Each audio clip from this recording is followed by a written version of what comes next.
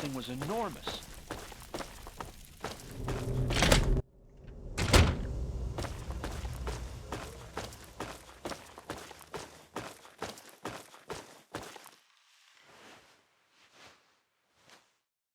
Hey, all right! The hero of the wasteland returns. Hey, you're the one that deserves all the thanks. You struck a major blow against tyranny. Now, GNR can be heard clear across the capital wasteland again. That'll give Eden and those muties something to think about. But before I get back to my calling, I bet you want to hear about your dad. When your dad passed through here, he and I talked for a good long time. He's a real stand-up kind of guy. He mentioned some scientific mumbo-jumbo, which didn't make sense to me, and mentioned something called Project Purity. He also said something about going to visit a Dr. Lee in Rivet City. Then he left in a hurry. Goodbye. Remember to keep us tuned in while you're out there. And watch yourself.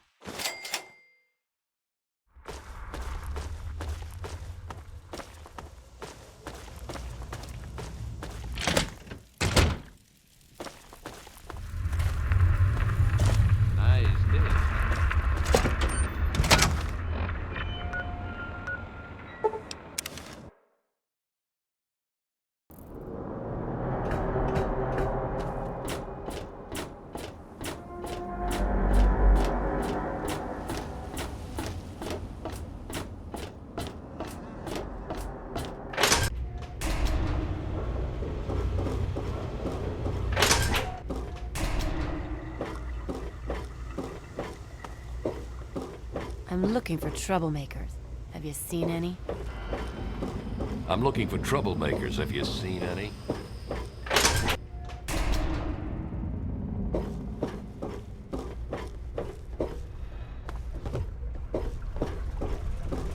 Don't touch the vegetables. If you need something specific, please make it quick. Otherwise, excuse me, I have work to attend to. You mean you haven't? I assumed he sent you here. For that matter, aren't you supposed to be in a vault? James said he left you there. Did you? I was under the impression that's exactly the opposite of what he wanted for you. Well, you won't find him here. He's come and gone already. Well, I don't know where he is. The last I knew, he was going back to the old lab. Now, will you kindly leave? I have work to do. I'm going to tell you the same thing I told your father. Don't go. Whatever's left there, it isn't worth it anymore. The project was abandoned. We gave up. There's no reason to go back.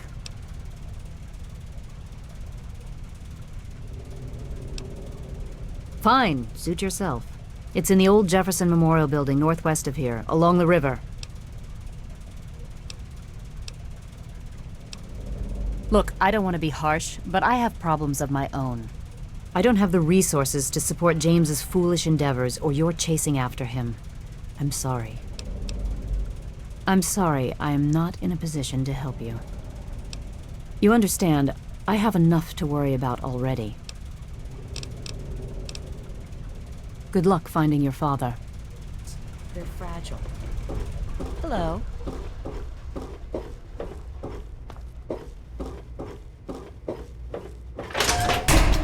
Good to see you.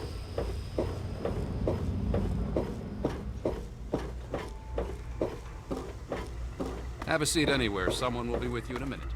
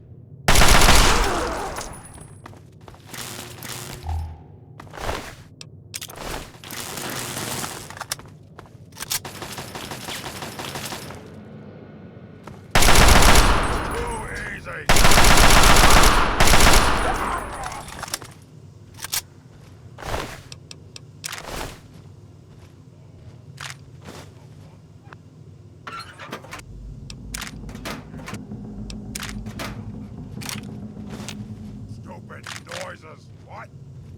I hear something.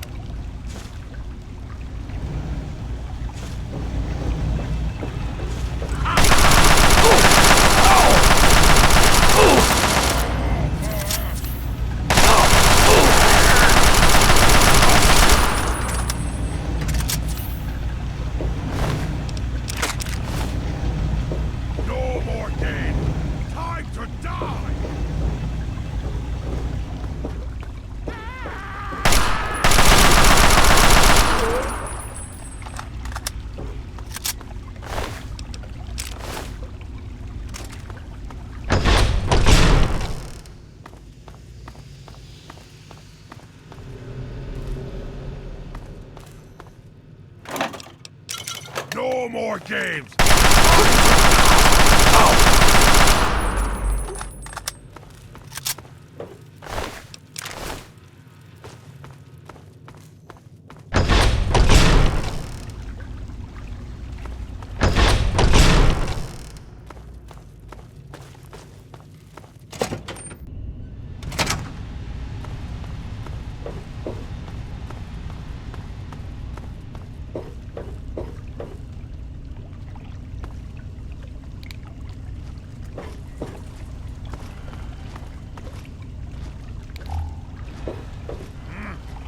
What was that?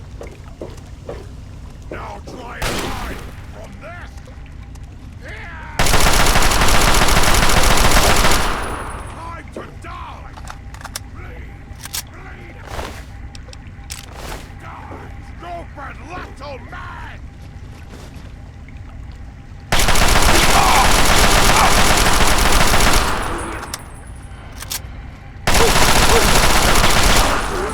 Wherever you are!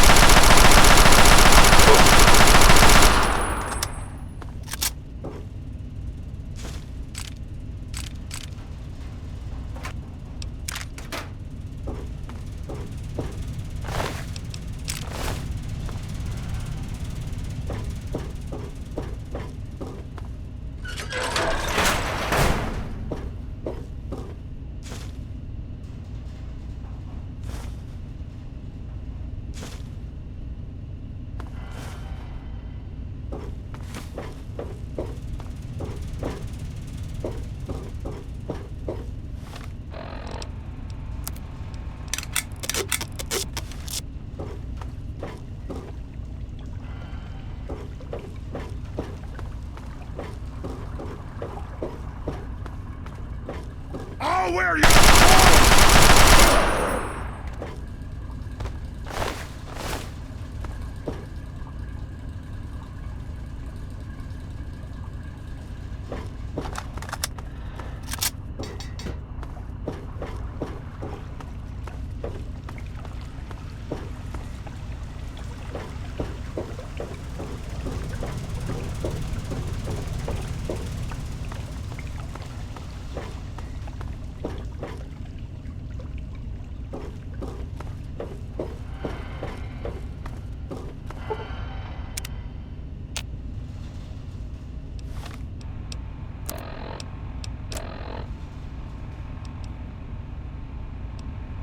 So, here I am, back where it all began. Project Purity. God, we wanted to change the world. We really thought the waters of life could be a reality. And that's why this is a momentous occasion. Because even after 19 years, I still believe it. Project Purity can and will be operational. This is just the beginning. This is day 2 of my attempt to resurrect this project. I've got one of the portable fusion generators up and running, but it's just enough to power the emergency lighting and a couple of other systems. That will serve for now, but I'll need help powering up the mainframe. Time to visit Madison at Rivet City. I spoke with Dr. Lee, Madison, at Rivet City. It went about as well as I expected. That is to say, she thinks I'm completely mad. How can I blame her? She's got her own life, her own team, and is making real, tangible scientific progress. Here I come again, the very paragon of failure and false promises. But the reality is, I need Madison and whatever scientific team she may have assembled. I can't do this myself. Project Purity is bigger than me. It always was. And without Catherine, God, I can't let this die. Not again. Not like this.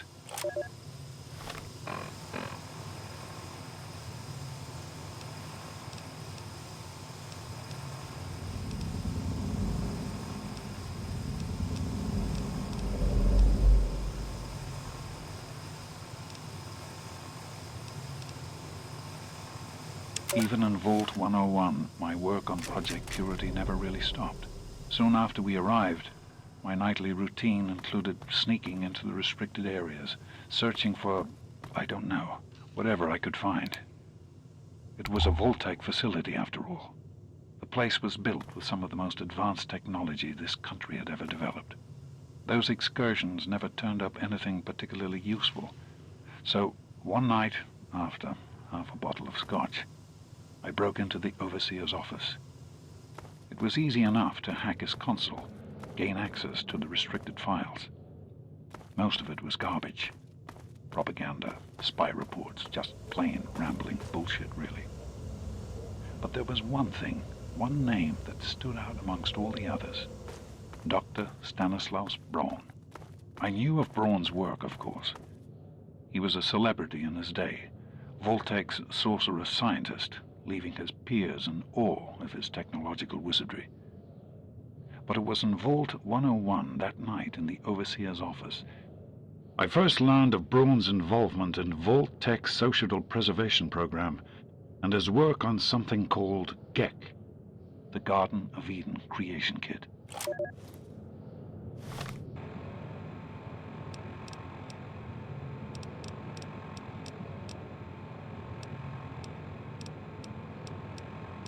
I am at a loss. My beloved wife is gone. In her place is my son, small and helpless. As much as this place means to me, as much as it meant to Catherine, this is no place for an infant, especially an infant without his mother. To be honest, the GEC sounded like pure fantasy, even for someone of Braun's capabilities. It was nothing short of a miracle. A terraforming module capable of producing life from complete lifelessness. But not only was this thing a reality, it was actually distributed to several vaults to be used after an atomic war. Vault 101 was, sadly, not on that list.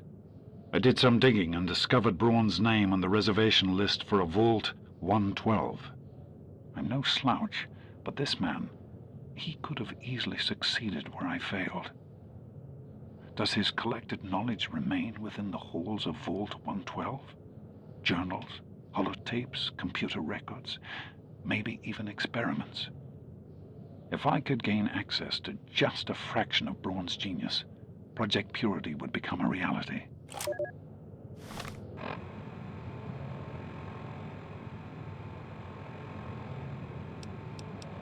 It's time to go. The project was in trouble before, both internally and externally. Progress has come to a halt, both because our recalculations have gotten us nowhere, and because the mutant attacks occur several times a day. I regret that it has come to this. I know that if I leave, our work may come to an end. Madison has never been on the best of terms with the Brotherhood. Aside from Scribe Rothschild, she'll tolerate none of them. If she's the one dealing with them, who knows what will happen?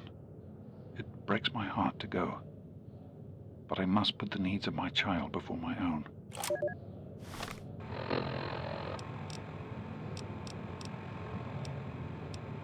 I'm off to Vault 112 to search for anything of Braun's that might help me get this purifier up and running.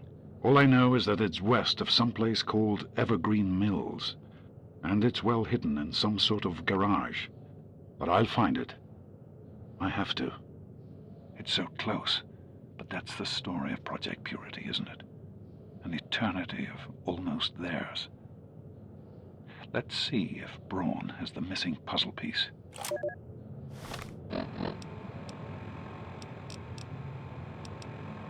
Well, here we are again. Project Purity and me. It's been close to 20 years since my last entry, since I left all of this behind to make a life for my son.